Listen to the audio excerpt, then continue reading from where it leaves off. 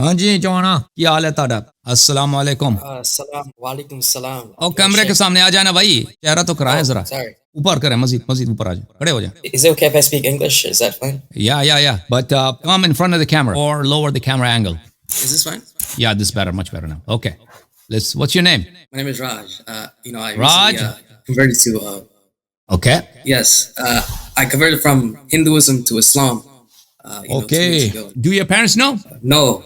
Now they know. but Now you came public. inshallah. You're online on YouTube and Facebook. They might But see you. inshallah, bro.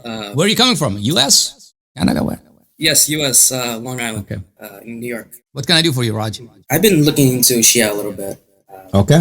Obviously, like, why do Shias praise Ali? Like, is there a specific reason why? Obviously, I know. So I urge you, how- I urge you to read a book. Then I was guided. So many of your questions will be answered. It's in simple English, and it's the story of a person who comes from a religious background, and he is not a Shia. Then he becomes Shia. And many of your questions are answered in that book, inshallah. And there are many reasons why Shia love and adore Amir al-Mu'mineen Ali alayhi salam. We love him because Rasulullah sallallahu alayhi wa sallam in Muslim said, لا أحد النبي الأمي إلي لا يحبني إلا مؤمن ولا أن لا يبغضني إلا منافق. Ali alayhi salatu wasalam is a person that adores him not but a mu'min, and detests him not but a munafiq, a hypocrite.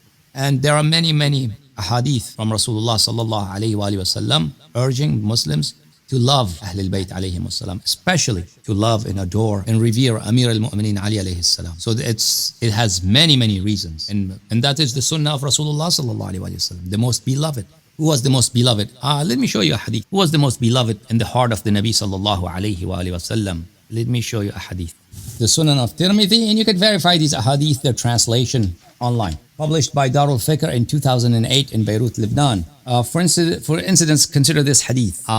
Abu Sa'id al-Khudri radiyallahu anhu says, hadith number 3737, this is page number 1062. 1060. Okay, he says, إنا كنا لنعرف المنافقين نحن معشر الأنصار ببغضهم علي بن أبي طالب عليه السلام. We, the community of the Ansar, the people, the indigenous people of Medina, we would identify and recognize munafiqeen, the hypocrites, through their hatred and through their animosity for Ali alayhi salatu wassalam.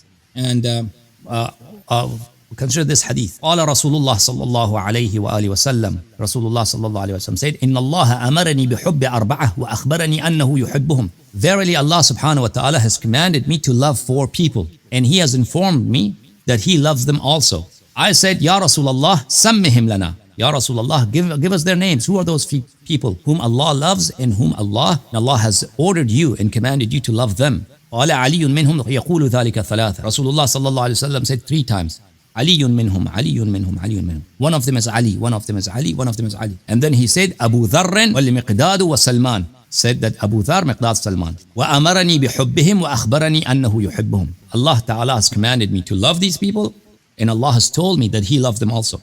And also consider this. Abdullah ibn Umar says, آخى رسول الله صلى الله عليه وآله بين أصحابه فجاء علي عليه السلام تدمع عيناه. Rasulullah صلى الله عليه وآله وسلم established brotherhood between his Sahaba, between his companions. Amir al-Mu'mineen Ali alayhi salatu wasalam came while his eyes were full of tears, and his eyes were weeping, shedding tears. قال يا رسول الله آخيت بين أصحابك ولم تؤاخي بيني وبين أحد. Ya Rasulullah, you have established brotherhood between your ashab.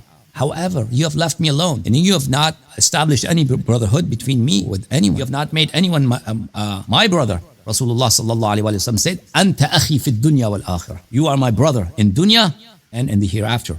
The next hadith is كان عند النبي صلى الله عليه وسلم مالك. And this hadith has so many chains of narration, tremendous chains of narration here. كان عند النبي صلى الله عليه وآله وسلم طير. There was a bird that was cooked, that was roasted, that was brought to the Nabi صلى الله عليه وآله وسلم in order to have a good meal. So the Nabi صلى الله عليه وآله وسلم prayed, اللهم إيتيني بأحب خلقك إليك يأكل معي هذا الطير. Oh Allah, bring the most cherished, the most beloved person in your eyes here, so he may eat with me this bird.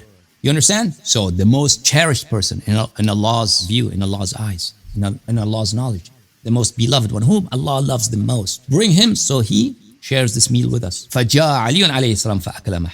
So Amir al-Mu'mineen alayhi salam came and he ate. So Allah loves Amir al-Mu'mineen Ali alayhi salam. Rasul sallallahu alayhi wasallam loves. Allah commands Rasulullah sallallahu alayhi wasallam to love. And then Rasulullah sallallahu alayhi wasallam informs us that he is the most beloved one. That he is the most beloved one in the eyes of Allah.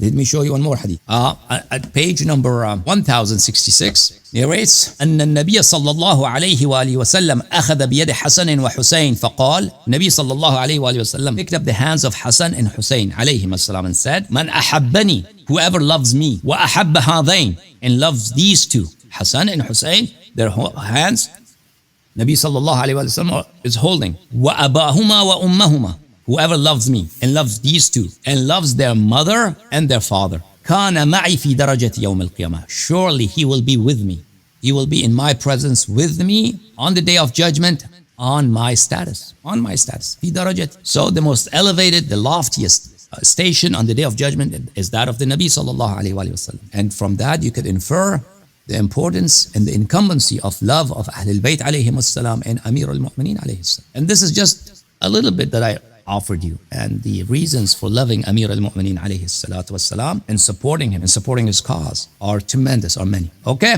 Raj, Okay. you have any other question or that's it? Yeah, I have another question.